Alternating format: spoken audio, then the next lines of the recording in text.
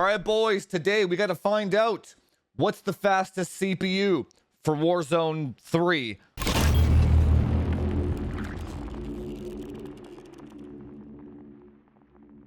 Took me a couple of days to finalize my optimizations for this game. That's why this video is coming out a couple of days late. But for those of you that bought bundles, you're good.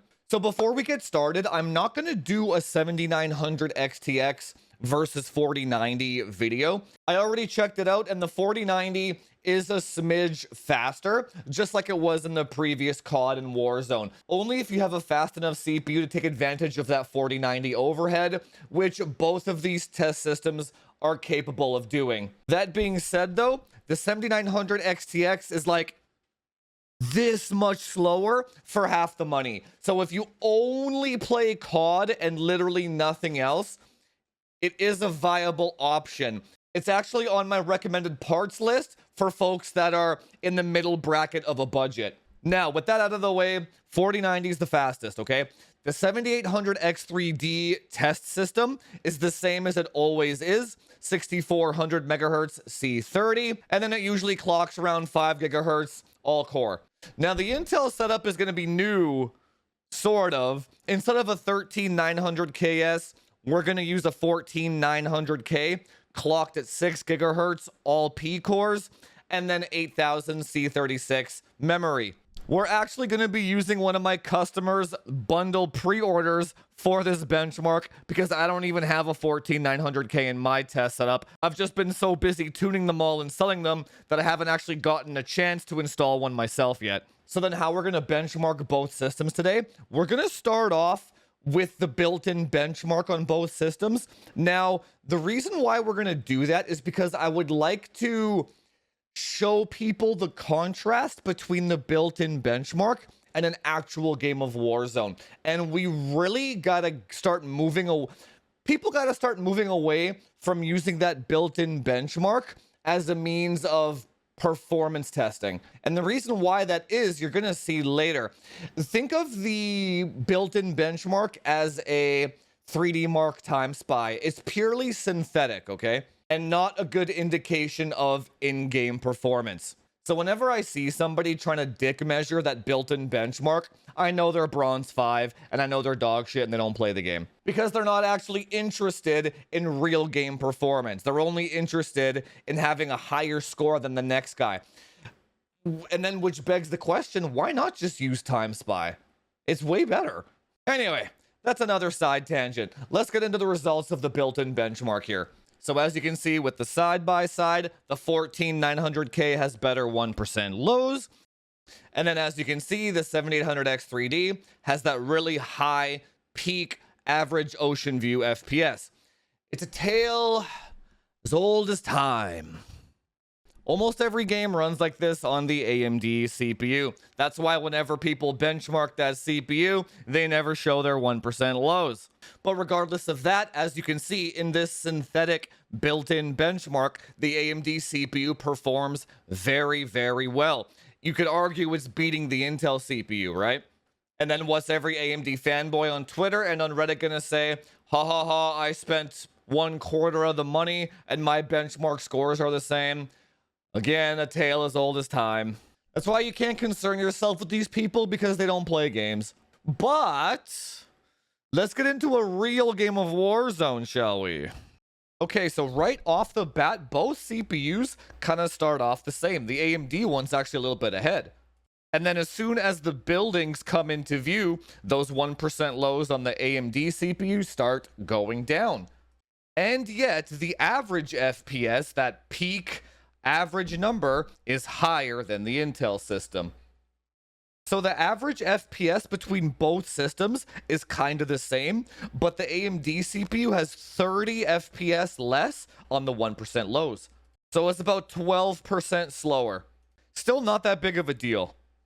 And then coming up here into this courtyard, I decide to try the mouse whip test.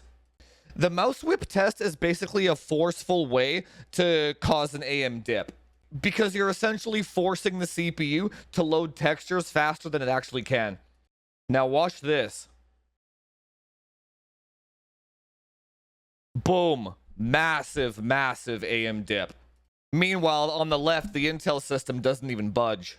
90 FPS seemed too low to me at the time, so I actually turned off the 1% low and then turned it back on to try again. And the results were the exact same. It dipped again. So then after whipping my mouse around for a while here and confirming the dip, I decided to go outside of the courtyard, turn off the 1% lows, turn it back on, and then try outside where there's less buildings.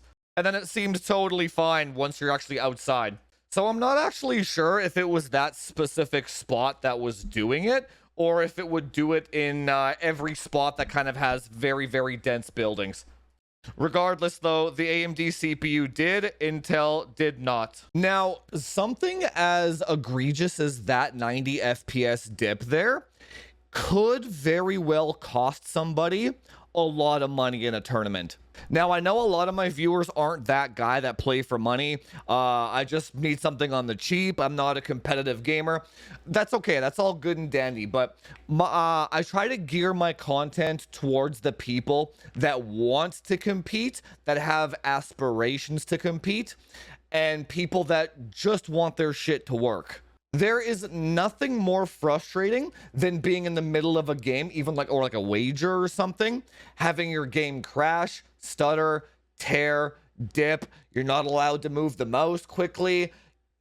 It's all just completely unacceptable. Now, my customers are people that play for a lot of money. They buy bundles, they buy PCs, they buy overclock consulting services. They are basically putting their trust in me to not steer them wrong with their livelihoods. I know it's very difficult to conceptualize, but when somebody is playing for money, 8 hours, 12 hours a day, it can't have any problems. Zero. It has to just work. Why do you think no streamer runs that shit? If AMD wants to be taken seriously in the esports scene, they can't be having shit like that happen in the middle of a game. Back to the point I was trying to make earlier, though, with that built-in synthetic benchmark. The Intel CPU is 15% faster in a real game. Don't worry about that benchmark, guys. Honestly, everything I'm saying here, I've been saying for the last... basically since the chiplets came out. I shouldn't even have to make these videos anymore, to be honest.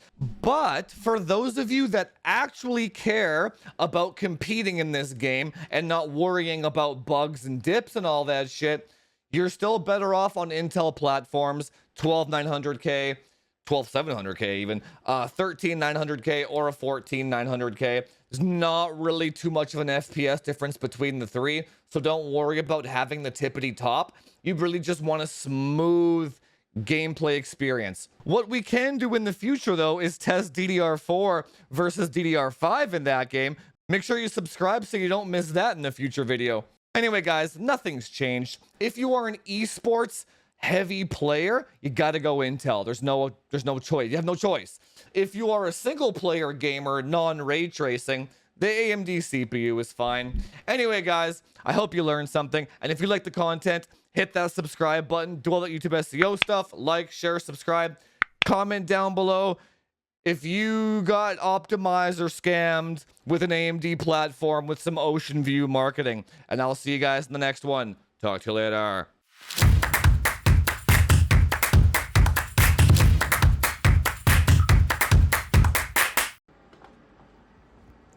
Hi, kitty.